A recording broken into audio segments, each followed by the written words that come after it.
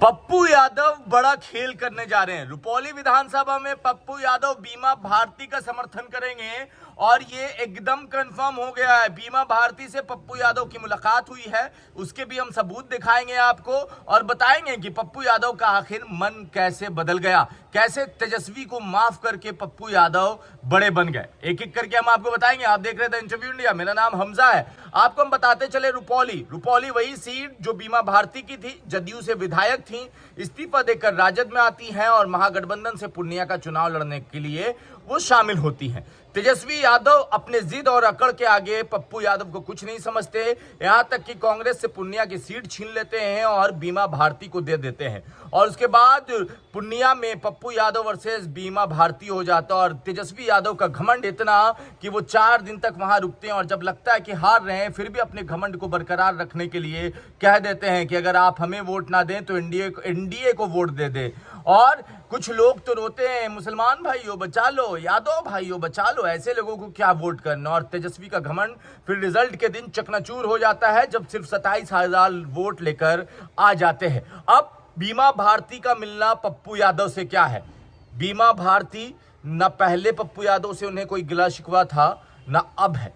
बीमा भारती का मिलना यह बताता है और पप्पू यादव का बीमा भारती को समर्थन देना यह बताता है कि पप्पू यादव के सामने तेजस्वी यादव घुटने टेक चुके हैं, क्योंकि उनको पता है कि कोसी और सीमांचल में कोई ऐसी सीट नहीं जिस पे पप्पू यादव उतर गए तो राजद का कोई भी कैंडिडेट जीत हासिल करके विधानसभा चला जाएगा।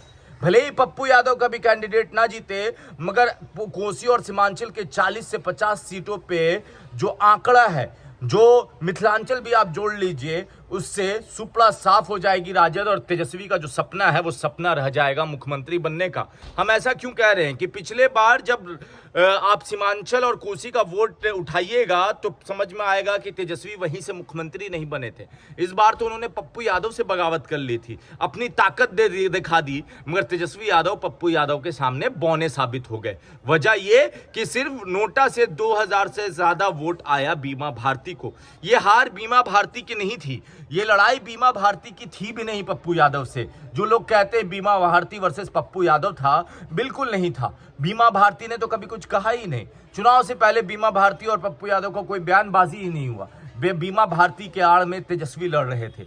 बीमा भारती का चेहरा आगा करके पप्पू यादव से बदला तेजस्वी ले रहे थे, मगर ले नहीं पाए। और खिसियानी बिल्ली क्या करे, खंबा ही नोचती है। मगर जब उसको एहसास हो जाता है कि वो खंबा नोचते नोचते कहीं अपना नाखून डैमेज न कर ले तो फिर वो सोचती है कि चलो नतमस्तक हो जाते हैं। वही हाल तेजस्वी यादव का है। तेजस्वी यादव बीमा भारती को पप्पू यादव से पैचअप करने के लिए भेज देते हैं। राजनीतिक पैचअप की बात कर रहे हैं कि जाइए मिलिए। ये बीमा भारती का मिलन पप्पू यादव से बीमा भारती वर्सेस पप्पू यादव नहीं, ये तेजस्वी यादव का है। तेजस्वी यादव को समझ में आ गया कि पप्पू यादव जहां खड़े रहेंगे वहां चट्टान की तरह अड़े रहेंगे। और पप्पू यादव जैसे ही लोकसभा का चुनाव जीतते वो कहते हैं कि कांग्रेस को हम सबसे बड़ी पार्टी और सत्ता में बना के लाएंगे। अब समझिए, लोकसभा का चुनाव 5 साल बाद है।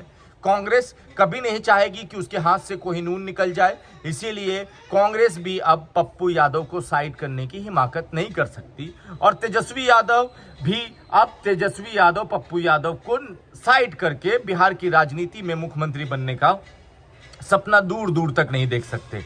अगर ये बीमा भारती को समर्थन पप्पू यादव दे रहे हैं, जो तस्वीर आई है वो ये बताता है कि तेजस्वी ने घुटने टेक दिए हैं। मगर घुटने टेकने की बहुत पीछे वजह है। तेजस्वी का ईगो उनको अभी तक मुख्यमंत्री नहीं बनाया। तेजस्वी ने मुसलमानों से बगावत कर ली। तेजस्वी ने यादवों के दूसरे बड़े नेता पप्पू यादव से बगावत कर ली।